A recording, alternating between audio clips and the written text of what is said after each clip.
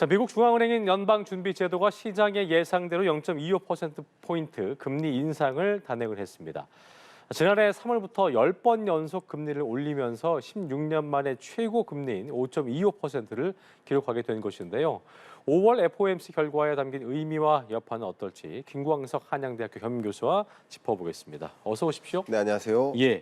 할까 말까 궁금했는데 10번째였습니다. 네. 그러니까 자이언트 4번, 보니까 이제 빅스텝 3번, 네. 베이비 어저께까지 3번, 예. 10번을 했던데 0.25% 인상한다는 무게감 실리긴 했습니다만 네. 이게 이제 이걸 하고 나서 어떤 방향성에 대한 얘기가 어떻게 나올까가 궁금했었는데 일단은 그 얘기는 뒤에 짚어보도록 하고 네. 경기 침체에 대한 우려보다는 물가를 잡는 게 좀 더 중요하다라는 데 방점을 찍었다 이렇게 볼 수 있을까요? 네, 여전히 물가 안 잡혔다. 안 잡혔다. 네.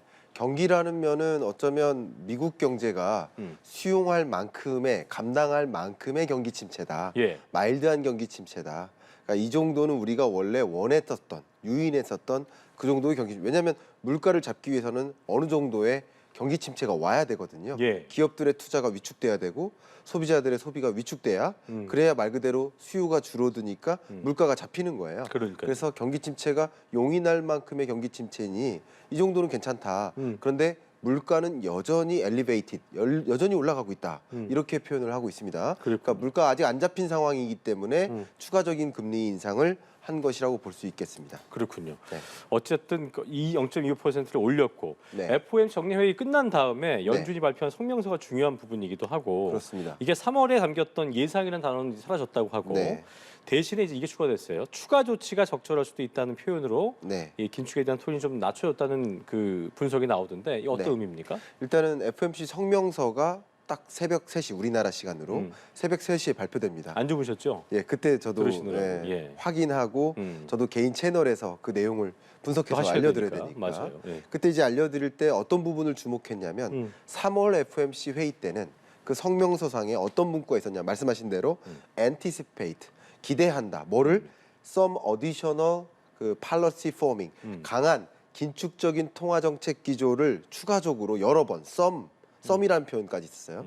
추가적인 여러 번의 금리 인상 기조가 예상된다라는 식으로 표현을 했었어요. 3월 FOMC 때까지만 해도. 근데 이번 5월 FOMC 결과 뭐라고 표현했냐면 additional policy forming may be appropriate. 이게 무슨 말이냐? 썸이라는 단어는 일단 빠졌습니다. 썸 빠졌고. 썸이 빠졌으니까 추가적으로 금리 인상을 여러 번 할 것이다라는 느낌은 그건 이제 아닌 일단 거예요. 빠진 거예요. 네네. 그리고 anticipate이라고 표현했을 때는 추가적인 금리 인상이 예상된다. 금리 인상할 거다라는 뉘앙스죠.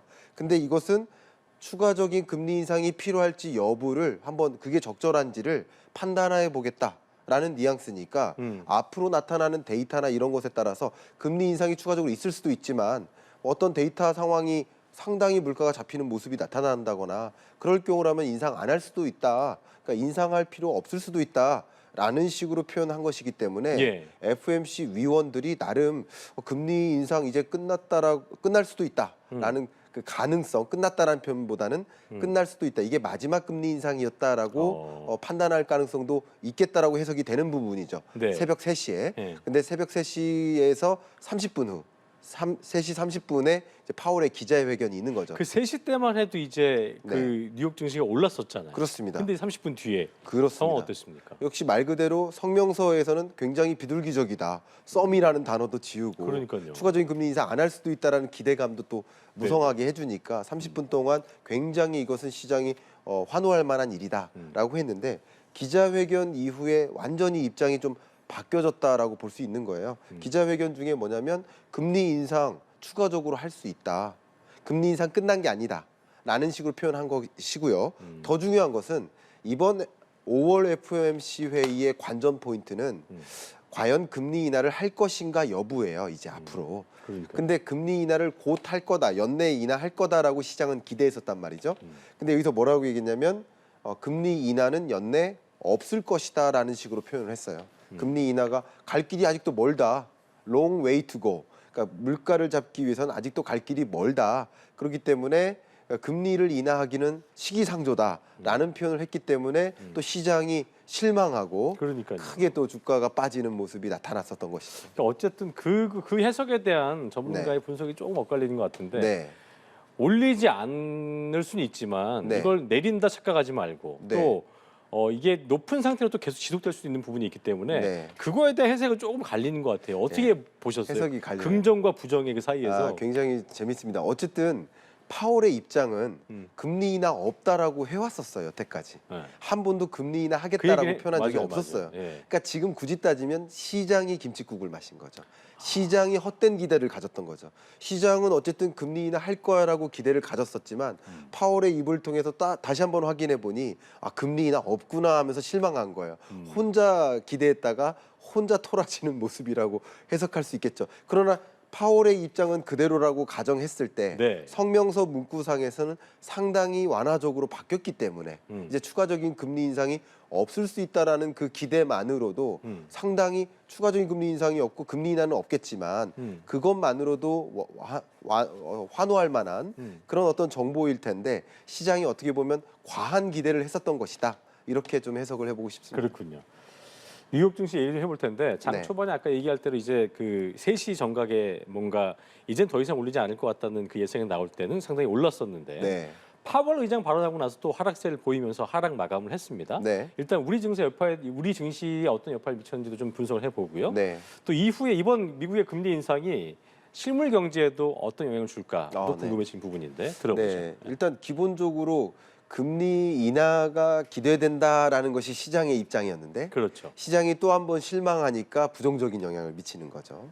그리고 금리 인하를 통해서 금융부실이라는 문제를 좀 해소할 수 있다라고 기대를 하고 있었는데 금융부실 문제가 계속 더 확산될 수도 있겠구나 하는 우려감도 드니까 뭐 이쪽 측면 물가 잡기 위해서 금리 인하를 뭐 이제 안 한다, 금리 인상을 안 한다라는 그런 금리 인하에 대한 기대뿐만 아니라 금융부실이라는 문제도 여전히 상존할 것이다라는 생각 때문에 이것은 둘 다 증시에는 부정적이죠. 그리고 미국 증시가 부정적일 때는 우리 한국 증시도 따라서 부정적일 때가 굉장히 많습니다. 예. 그렇기 때문에 우리 한국 증시도 같이 좀 하락하는 그런 기조를 보였다 이렇게 정리하겠고요. 증시뿐만 아니라 실물 경제도 영향을 미치겠죠. 금리 인상 가능성을 열어뒀고요. 금리 인하는 없다라고 했기 때문에 그러면 우리나라 입장에서 고민이 또 됩니다.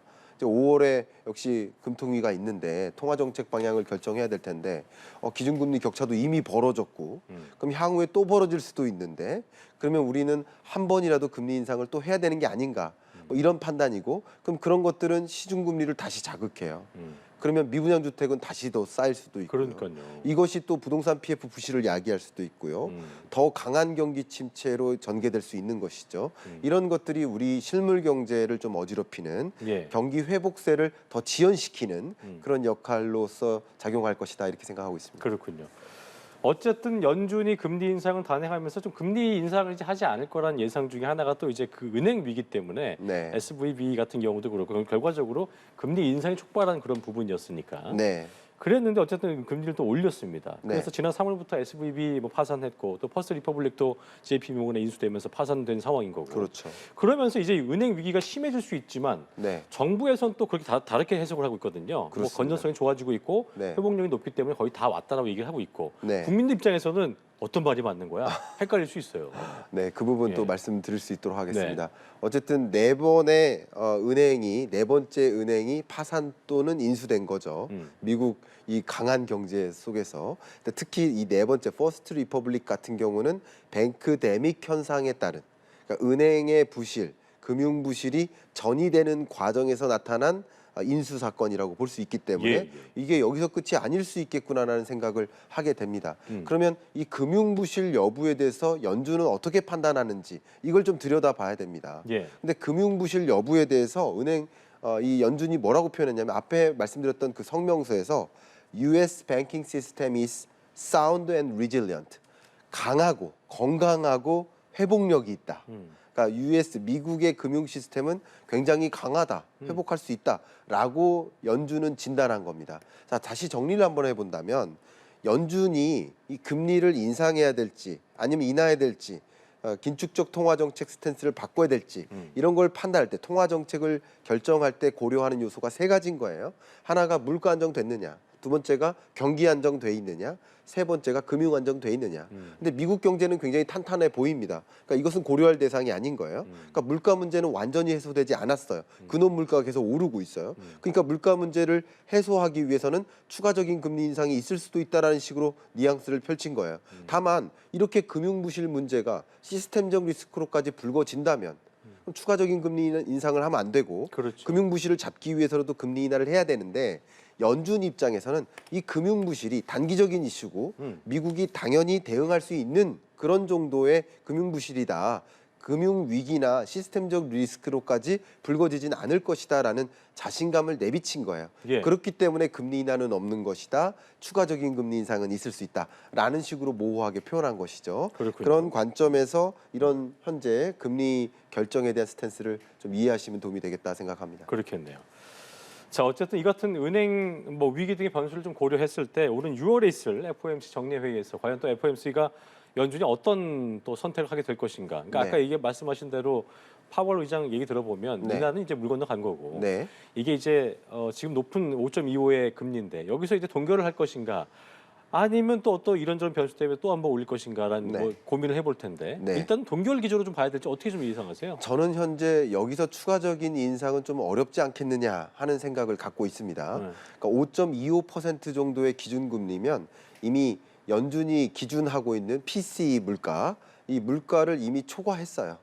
이미 크로스 됐습니다. 그래서 이 정도 높은 금리면 충분히 물가 안정화 기조를 만들 수 있다. 추가적인 인상 없어도 어쨌든 물가를 충분히 안정화시킬 수 있을 만큼의 카드를 꺼내 들었다라고 판단할 가능성이 높겠습니다. 예. 다만 이 6월 FOMC 회의가 있기 전까지 5월 한 달 동안 역시 CPI 물가 상승률 발표가 있고요. PCE 물가 발표가 있고요. 이런 데이터를 봐가면서 미국의 물가가 확실히 안정화되고 있구나. 근원 물가도 잡히고 있구나라는 그 데이터를 확인할 경우라면 확실히 금리 인상을 추가적으로 안 할 것이고 예. 근원 물가가 더 치솟거나 지금 대외적으로 물가 불안 요소들이 실제 발생하고 있기 때문에 물가가 안 잡히고 있다라는 것을 여실히 또 확인케 해주는 데이터들이 나온다면 추가적인 금리 인상을 단행할 수밖에 없지 않겠는가 이렇게 판단하고 있습니다. 그렇군요.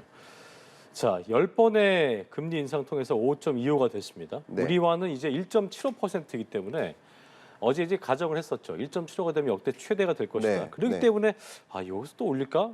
올리지 않을까 고민됐었는데 결과적으로는 최대 차이가 됐어요. 예. 그러니까 사실 이렇게 되면은 외화 자금이 좀 이탈한 거, 외화 자본이 이탈한 게 아니냐, 여러 뭐 달러가 강달러 현상 가는 게 아니냐, 네. 여러 우려가 있는데 예. 사실 우리나라 입장에서도 무역 수지 적자이기 때문에 또 네. 여기서 금리 올리면 또 힘들어진 부분이 많으니까 그렇죠. 어떤 선택해야 될까 좀 궁금합니다. 어떻게 좀 네, 예상하고 계세요? 일단 한국은행의 고심이 더 깊어질 것이라고 보여지고 굉장히 부담스러울 것입니다. 그렇죠. 기본적으로 같은 조건이라고 한다면 기준금리 격차가 한미 간의 격차가 이렇게 벌어지는 역전된 채 벌어지는 그런 과정에서는 강달러 기조가 꺾이지 않을 수 있고 외국인 자금 유출의 가능성은 더 많다고 해석할 수 있겠습니다. 예. 다만 그런 것이 항상 기계적으로 금리가 역전되거나 혹은 격차가 벌어질 때 기계적으로 강달러가 나오고 기계적으로 자금 유출이 일어나지는 않아요.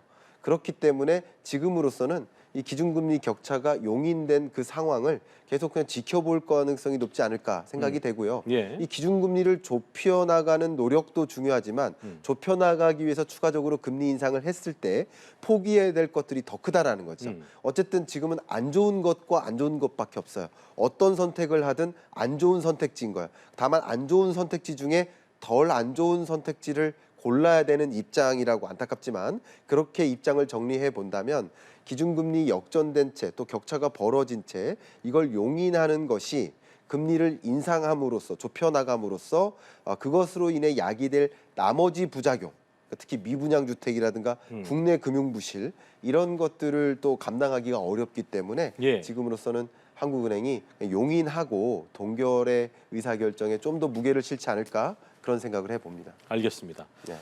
자, 부동산 얘기를 좀 해보죠. 네. 빌라 전월세 시장에서 보증금 미반환 등의 어떤 역전세 우려가 커지고 있는 상황인데 네. 올해 말까지 이제 계약 만기가 돌아오는 전국 빌라 중에서 절반 이상이 집주인이 이제 보증금을 낮추어서 계약하지 않는 경우에는 네. 기존 세입자가 전세금을 떼일 수도 있다. 이런 뭐 우려가 나오고 있더라고요. 어떤 상황입니까? 그렇습니다. 유독 빌라 부문에 그러니까 아파트가 아닌 빌라 부분에 역전세난이 지금 야기되고 있는 상황이라고 볼 수 있겠습니다.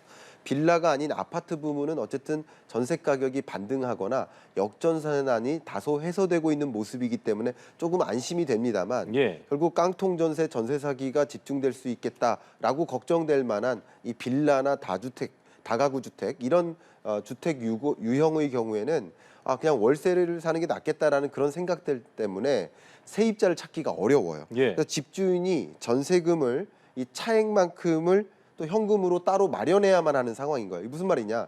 세입자 찾기가 어려우니까 전세금을 낮춰서라도 세입자를 찾고 싶은 거예요. 그러면 기존 전세 계약금이 예를 들어서 4억인데 근데 새로 찾는 세입자가 나타나는데 3억이에요. 그러면 4억을 다 돌려줘야 되니까 나머지 차액 1억만큼은 집주인이 자기 돈으로 마련을 해야 되는 거예요. 근데 보통 전세를 끼고 집을 보유하고 있는 갭 투자자라고 볼까요? 그런 투자자들 입장에서는 자금이 부족하니까 전세를 끼고 산 거거든요. 그러니까 예. 자금 마련이 쉽지 않을 거라는 거죠. 지금 봤을 때 지금 여기서 조사된 것이 10만 6천 호 정도를 조사했는데 62.6% 6만 호 이상, 약 6만 5천 호 정도가 지금 역전세난에 해당된다라고 판단하고 있는 것이고, 맞아요. 예, 그러면은 이 자금 차액을 집주인이 마련해야 되는데, 그러면 기존 전세 계약금, 계약 가격, 보증금 가격, 그리고 새로 계약될 전세 가격이 차액을 보니까 그게 대략 한 2조 4천억 원 정도를 집주인들이 마련해야 되는 그런 상황에 놓인 거예요. 그러면 반환이 어려울 수 있다는 거죠. 맞아요. 그 관련된 대출도 많이 받고 있다고 하던데 그렇죠. 예. 상황이 점점 더 좀 악화되고 있는 악화되고 있는 상황이라고 볼 수 있겠습니다. 알겠습니다. 자, 여기까지 경제 읽기 들어보겠습니다. 오늘 말씀 고맙습니다. 감사합니다. 예.